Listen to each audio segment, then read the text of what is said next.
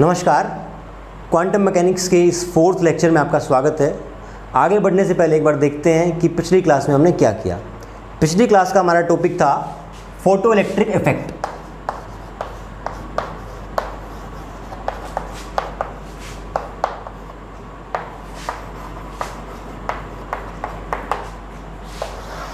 Photo electric effect में हमने कल पढ़ा कि यदि कोई मेटल सरफेस है, उस पे एक सुटेबल फ्रीक्वेंसी की लाइट इंसिडेंट होती है,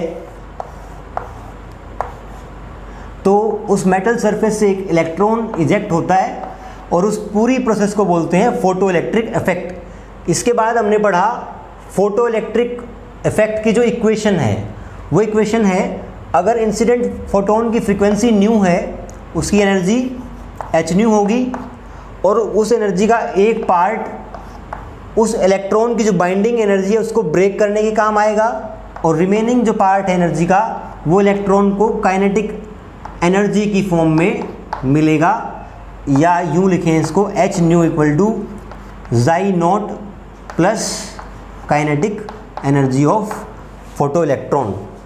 तो ये हमने पिछली क्लास में पढ़ा। आज हमारा नेक्स्ट टॉपिक है जो कि फोटो इलेक्ट्रिक इफेक्ट का ही सब पार्ट है, वो है लॉज ऑफ फोटो इलेक्ट्रिक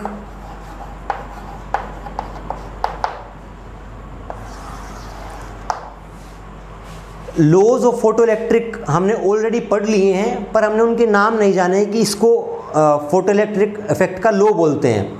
आज हम चारों लॉज को वन बाय वन करके देखते हैं। पहला है कि जो फोटो इलेक्ट्रॉन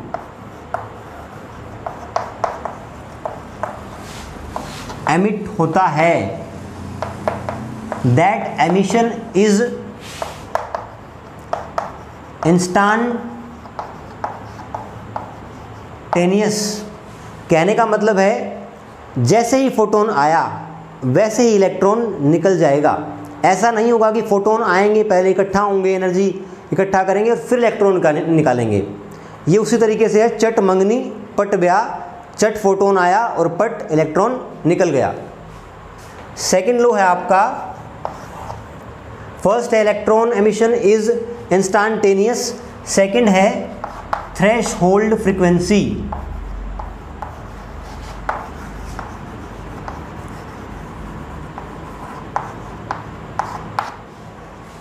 ये हम ऑलरेडी पढ़ चुके हैं कि एक थ्रेशहोल्ड फ्रीक्वेंसी से यदि फोटोन की फ्रीक्वेंसी कम होगी तो it would not be able to eject any electron.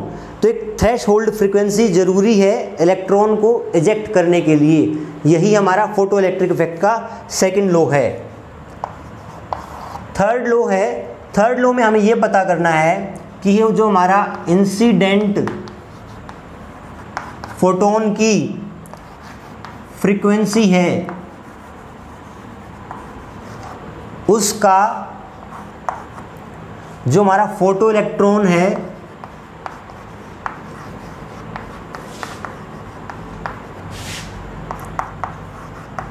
उसकी वेलोसिटी पर क्या असर पड़ रहा है, या फिर कहें जो हमारा फोटो इलेक्ट्रिक करंट है आई, उस पे क्या फ़र्क पड़ रहा है। फोर्थ हम देखेंगे कि जो हमारे इंसिडेंट फोटॉन्स की इंटेंसिटी है, इंटेंसिटी ऑफ इंसिडेंट फोटॉन्स,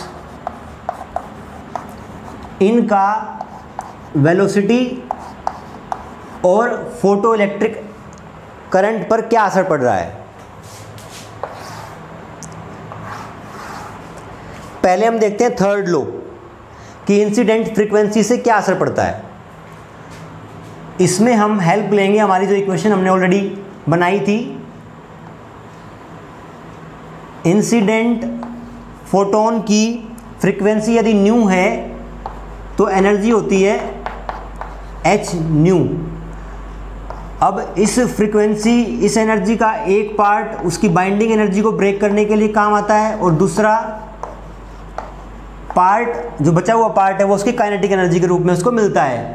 अब हमारा यहाँ पे work function is constant because it is a characteristic of metal. H is constant, Planck constant, mass of electron is constant. सिर्फ दो वेरिएबल हैं हमारे पास, frequency of incident photon and velocity of ejected electron. यदि हम frequency को बढ़ाते हैं तो हमारा वेलोसिटी ऑफ इलेक्ट्रॉन भी बढ़ेगा। कहने का मतलब है अगर हमने न्यू को बढ़ाया तो हमारा वेलोसिटी भी बढ़ेगी।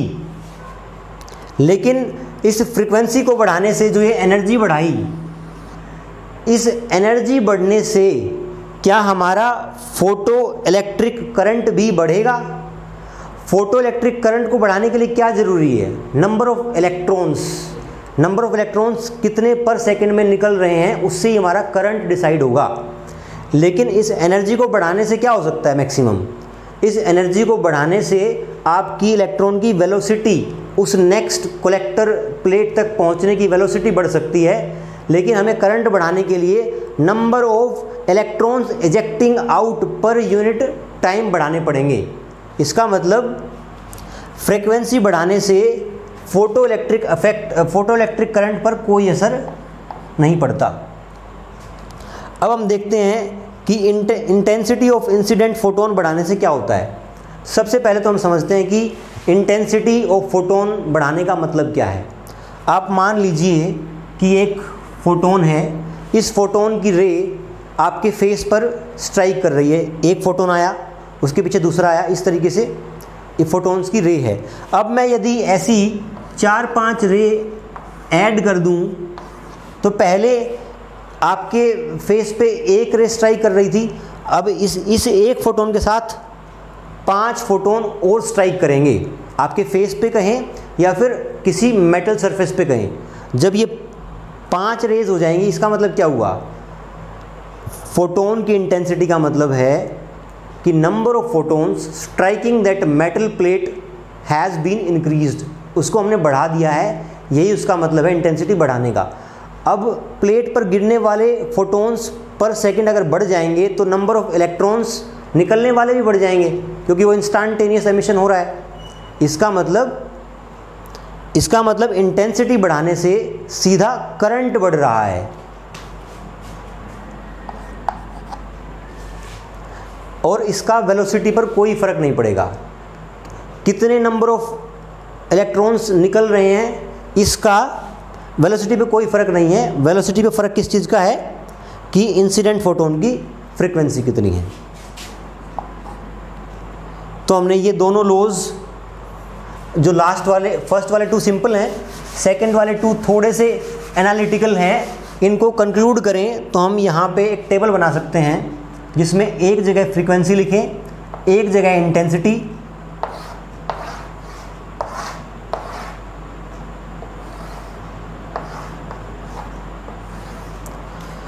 यहाँ पे आप वेलोसिटी लिखें और यहाँ पे आपका फोटो इलेक्ट्रिक करंट। अगर हमने इंसिडेंट फोटोन की फ्रीक्वेंसी बढ़ाई तो हमारी वेलोसिटी ऑफ फोटो इलेक्ट्रॉन बढ़ रही है, लेकिन हमारा फोटो इलेक्ट्रिक करंट पे कोई असर नहीं पड़ रहा। अगर हम इंटेंसिटी बढ़ाते हैं इंसिडेंट फोटोन की तो वेलोसिटी पे कोई फ़र्क नहीं पड़ रहा और फोटो इलेक्ट्रिक करंट जो है हमारा बढ़ रहा है। ये कंक्लूड करता है बॉक्स इन 2 थर्ड और फोर्थ लॉ को। तो इस तरीके से हमने पढ़ा कि हमारे 4 लॉज फोटो इलेक्ट्रिक इफेक्ट के कौन से हैं। इसके बाद हमारा नेक्स्ट टॉपिक आता है ग्राफ्स। कुछ इम्पोर्टेंट ग्राफ्स हैं जो फोटो इलेक्ट्रिक इफेक्ट के टॉपिक के अंडर आते हैं। इसमें पहला ग्राफ है आपका kinetic energy versus frequency. Second है आपका photo electric current I versus applied potential. पहले हम देखते हैं काइनेटिक एनर्जी वर्सेस फ्रीक्वेंसी का ग्राफ कैसा बनता है। हमारा वाई एक्सिस पे kinetic energy of photo electron है और एक्स एक्सिस पे फ्रीक्वेंसी ऑफ इंसिडेंट फोटोन। अब आप ये बताइए कि अगर ज़ीरो फ्रीक्वेंसी का फोटोन डालूं तो क्या कोई इलेक्ट्रॉन रिजेक्ट हो पाएगा? नहीं हो पाएगा।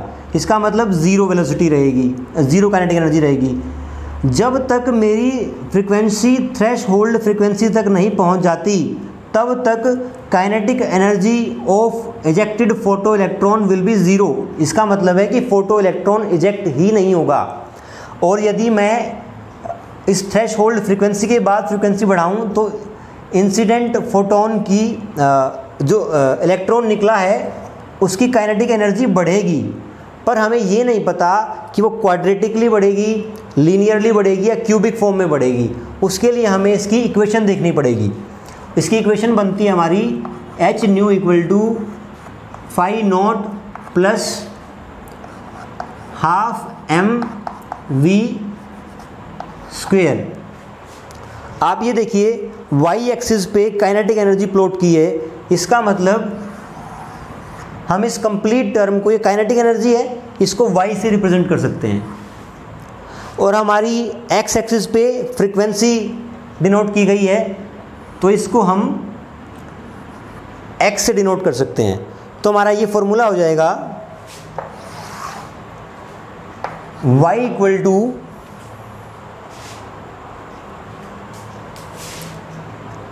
H X minus phi naught. y equal to H X minus phi note.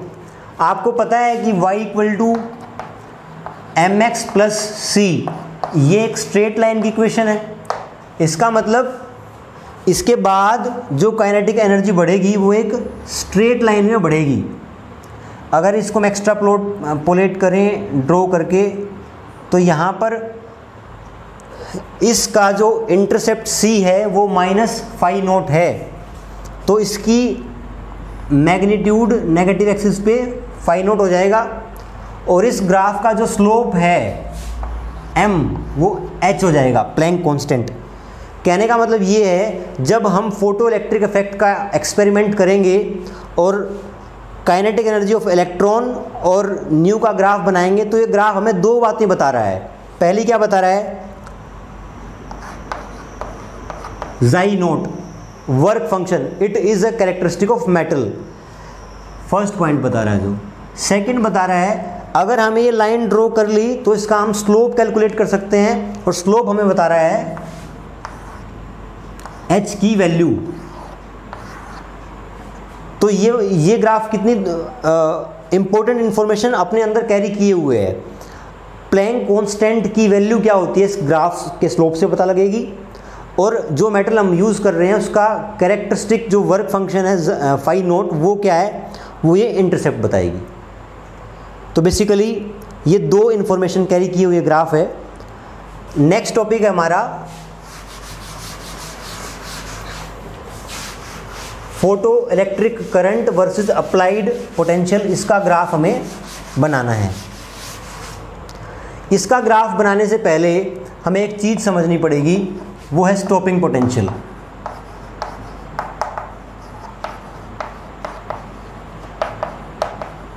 और स्टॉपिंग पोटेंशियल को समझने के लिए कुछ बेसिक्स हैं इलेक्ट्रोस्टैटिक के जो आपको क्लियर होने चाहिए।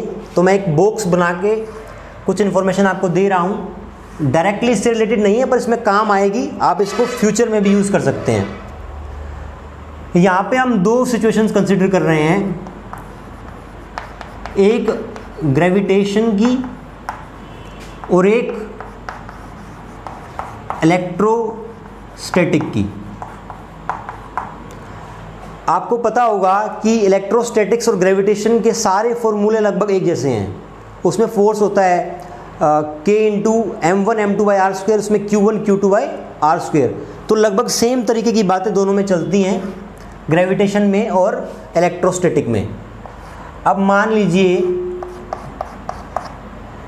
ये फ्लोर है, यहाँ से मैंने एक बॉल को उठा के हाइट h तक मैं ले गया, हाइट h तक ले गया, तो इसकी यहाँ पे पोटेंशियल एनर्जी हो जाएगी mgh।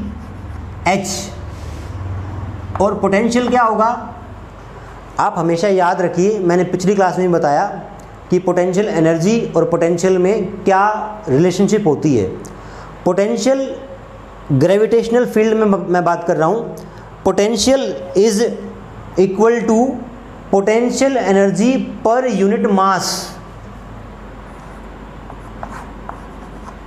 Potential is potential energy per unit mass. अगर u की वैल्यू यहाँ से रखें तो पोटेंशियल इस पोजीशन पे हो जाता है gh। इस पोजीशन पे पोटेंशियल मेरा v है जिसकी वैल्यू gh है, यहाँ मेरा पोटेंशियल 0 है। क्लियर है।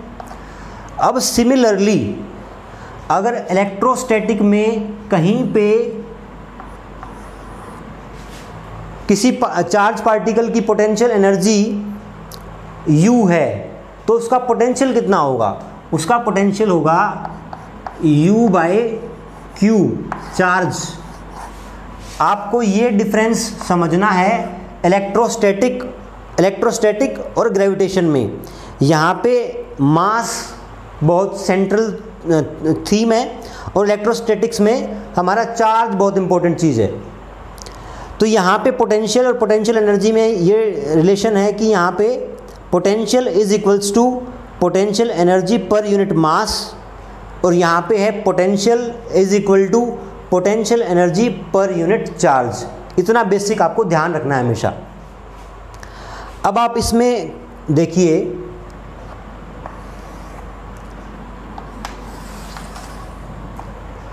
अगर इस पार्टिकल को मैं यहाँ से रिलीज़ करता हूँ, यहाँ मैंने इसको हाथ में पकड़ के रखा था, अब मैं इसको रिलीज़ कर दूँ तो ग्राउंड पे आने में इसकी काइनेटिक एनर्जी कितनी बढ़ जाएगी, वो हो जाएगी m इंटू v। v की वैल्यू क्या है gh। कहने का मतलब है यहाँ पार्टिकल का पोटेंशियल v था, ग्राउंड पे 0 था, फील्ड की डायरेक्शन डाउनवर्ड है, तो हमारी यहाँ से बॉल रिलीज़ करने पे यहाँ पे जो काइनेटिक एनर्जी बन जाएगी उसकी वैल्यू हो जाएगी m इंटू वी। इसको अगर हम और रिफाइंड वर्ड्स में लिखें तो हम कह सकते हैं कि यदि एक पार्टिकल को along the field across potential difference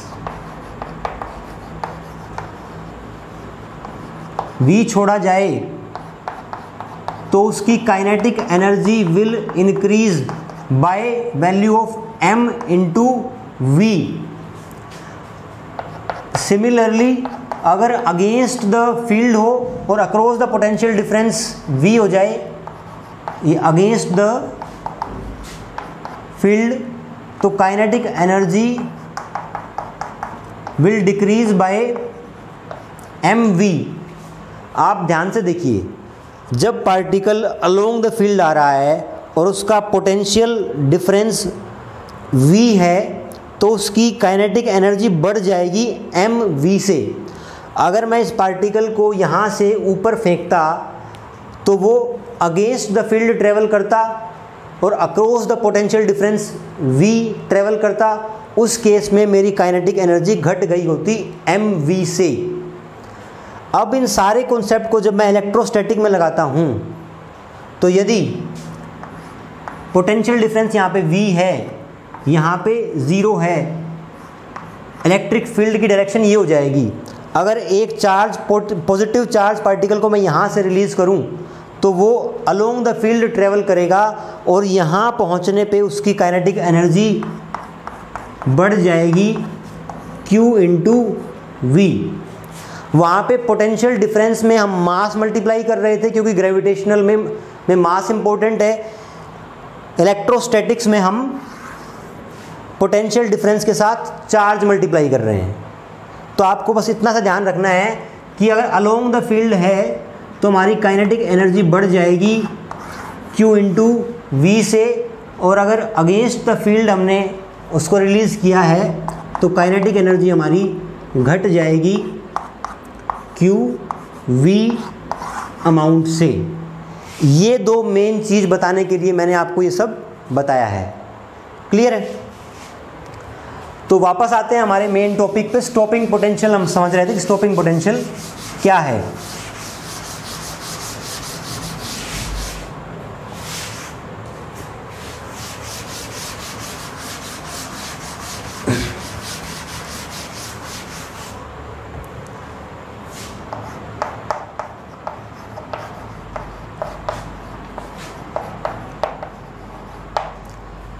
दोबारा से एक बार सेटअप बनाते हैं। जो इसका सेटअप था एक्सपेरिमेंट का, ये एक वैक्यूम था, इसको वायर एमीटर से कनेक्ट किया था। यहाँ पे एक वेरिएबल वोल्टेज का बैटरी थी, यहाँ इसको इस तरीके से अटैच किया गया था। आपको ध्यान हो, हमने यहाँ पे पॉजिटिव पोटेंशियल अप्लाई किया था और यहाँ पे न्यूट्रल किया था। वो क्यों किया था? क्योंकि यहाँ पोटेंशियल ज़्यादा है, यहाँ कम है। हमें ऑलरेडी पता है कि इलेक्ट्रिक फील्ड की डायरेक्शन उस डायरेक्शन में होती है जिस डायरेक्शन में पोटेंशियल घटता है। तो पोटेंशियल इस डायरेक्शन में घट रहा है, तो इलेक्ट्रिक फील्ड की डायरेक्शन ये हो गई। फिर हमें पता है कि इलेक्ट्रिक फोर्स होता है Q इंटू ई। चार्ज नेगेटिव है, इलेक्ट्रॉन रिलीज हो रहा है यहाँ से, तो इसके ऊपर जो फोर्स लगेगी वो उल्टा हो जाएगी इलेक्ट्रिक फील्ड के डायरेक्शन में। हमने ये पॉजिटिव पोटेंशियल इसलिए अप्लाई किया था ताकि इलेक्ट्रॉन पर एक फोर्स लगे इस साइड और वो इस लूप में आ सके, एमीटर के थ्रू पास हो सके। और एमीटर के थ्रू पास होना एक प्रूफ है कि इलेक्ट्रॉन यहाँ से इजेक्ट हो रहा है। अब इस पॉजिटिव पोटेंशियल की जगह यदि मैं नेगेटिव पोटेंशियल लगा दूँ, अगर मैं नेगेटिव पोटेंशियल लगा दूं तो अब आप मुझे इलेक्ट्रिक फील्ड और इलेक्ट्रिक फोर्स की डायरेक्शन बताइए। इलेक्ट्रिक फील्ड की डायरेक्शन वो होती है जिस डायरेक्शन में पोटेंशियल घट रहा हो। यहाँ पे ज़ीरो है, यहाँ माइनस है, तो इलेक्ट्रिक फील्ड की डायरेक्शन ये हो गई। और चार्ज हमारा नेगेटिव है तो फोर्स हो जाएगी उसकी उल्टी डायरेक्शन में, दैट इज़। इसका मतलब क्या हुआ कि अब हमारे इलेक्ट्रॉन को इस फोर्स के अगेंस्ट ट्रेवल करना पड़ रहा है। जो हमारा फोर्स का फील्ड बन रहा है यहाँ पे, उसके अगेंस्ट ट्रेवल करना पड़ रहा है। तो हमें इतना नेगेटिव पोटेंशियल लगाना है कि ये इलेक्ट्रॉन यहाँ तक पहुँच ही ना पाए। अगर इस साइड फील्ड होगा, फोर्स फील्ड होगा, तो डेफिनेटली वो इसके मोशन को अपोज करेगा और रोकेगा। तो हमें ये देखना है कि हम यहाँ पे कितना स्टॉपिंग पोटेंशियल Vs लगाएं कि ये इलेक्ट्रॉन यहाँ तक पहुँच ही ना पाए। उसके लिए सबसे पहले हमें देखना पड़ेगा कि जब ये इलेक्ट्रॉन यहाँ से निकलता है तो इसकी इनिशियल काइनेटिक एनर्जी कितनी है। इसके लिए हमें बेसिक इक्वेशन फॉलो करनी पड़ेगी। h nu phi naught plus half mv²,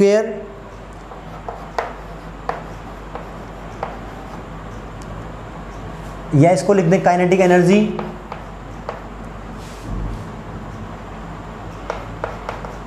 kinetic energy is equals to h nu plus phi naught. यही हमारी, ये कौन सी काइनेटिक एनर्जी है? h न्यू क्या था? फोटोन की एनर्जी। इतनी एनर्जी खर्च हो गई किसमें? काइनेटिक एनर्जी माइनस साइन आएगा यहाँ पे। इतनी एनर्जी बाइंडिंग एनर्जी को ब्रेक करने में लग गई और बची हुई काइनेटिक एनर्जी के फॉर्म में। तो काइनेटिक एनर्जी आ जाती है हमारी h nu minus phi naught. यही हमारी इनिशियल काइनेटिक एनर्जी है। अब आप देखिए जो हमने बेसिक 2 मिनट पहले पढ़ा वो अब यहाँ पे अप्लाई होगा।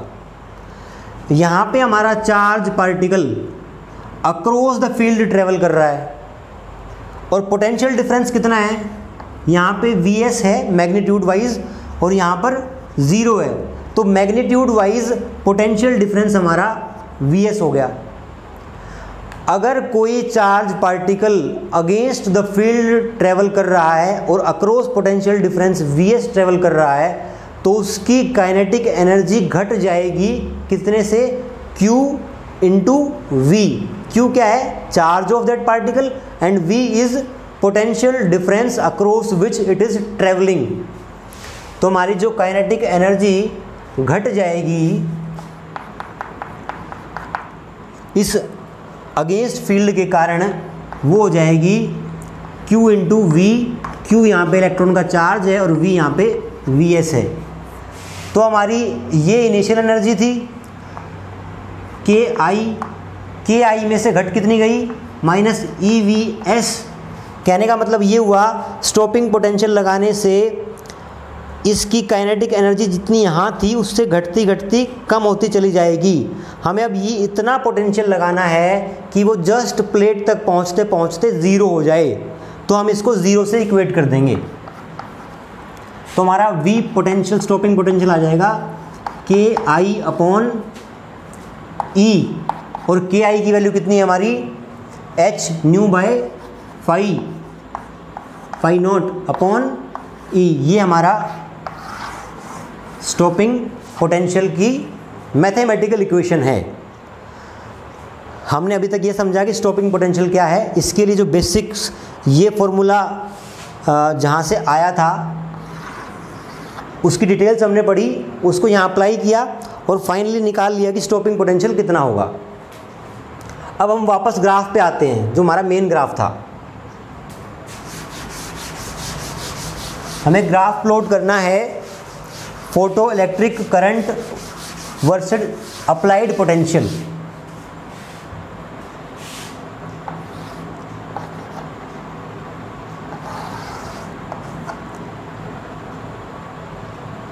I versus V stopping potential. अब आप देखिए पोटेंशियल अप्लाइड क्या है, हम इसको न्यूट्रल रख रहे हैं।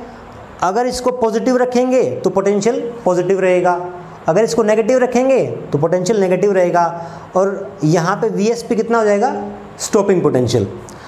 अब आप ये देखिए कि जब हमने स्टॉपिंग पोटेंशियल लगाया यहाँ पे तो इलेक्ट्रॉन जस्ट यहाँ पे आके 0 वेलोसिटी हो रही है। अब मैं नेगेटिव साइड में ही V स्टॉपिंग पोटेंशियल को ज़्यादा कर दूँ तो पार्टिकल अब तो यहाँ तक पहुँच रहा था, अब वो कहीं यहाँ तक रह जाएगा, और बढ़ा दूँ तो यहीं तक रह जाएगा। इसका मतलब स्टॉपिंग पोटेंशियल से पहले पहले करंट 0 रहेगा। इतना क्लियर है।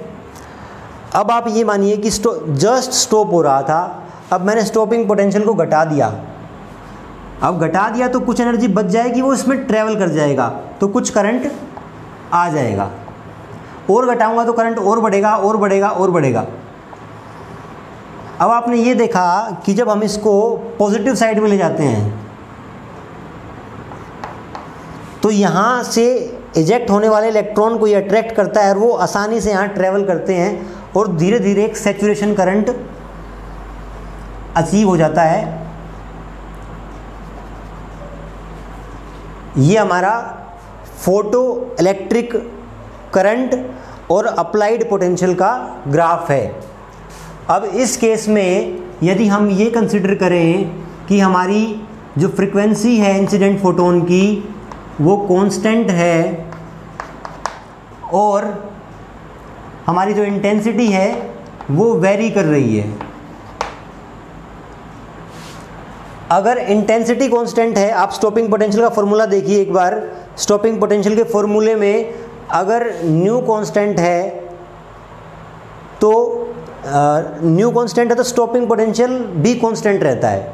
अभी हमने डिराइव किया उसमें आप देखिए कि V अगर न्यू कांस्टेंट है तो स्टॉपिंग पोटेंशियल भी कांस्टेंट होगा। लेकिन यदि हम इंसिडेंट फोटोन की इंटेंसिटी बढ़ा रहे हैं तो हमारा करंट बढ़ता है। ये हमने थर्ड और फोर्थ लॉ में देखा कि इंटेंसिटी बढ़ाने से जो हमारा करंट, ये I1 इंटेंसिटी के लिए करंट मान लीजिए I1 था, अगर इंटेंसिटी मैंने बढ़ा दी फ्रीक्वेंसी कांस्टेंट रखते हुए तो स्टॉपिंग पोटेंशियल तो सेम रहेगा, लेकिन मेरी जो photo electric current saturation stage पे है वो I2 इंटेंसिटी के लिए करंट I2 बढ़ जाएगा। इसी तरीके से I3 इंटेंसिटी के लिए I3 करंट। इस तरीके से फोटो इलेक्ट्रिक इफेक्ट को हमने बहुत ही डिटेल में पढ़ लिया। इसको पढ़ने के बाद आप कोई भी सवाल ऐसा नहीं होगा जो आपको नहीं आएगा। और इसी के साथ फोटो इलेक्ट्रिक इफेक्ट हम ख़त्म करते हैं। अगली क्लास में हम कॉम्पटन इफेक्ट करेंगे। तब तक धन्यवाद। Thank you very much.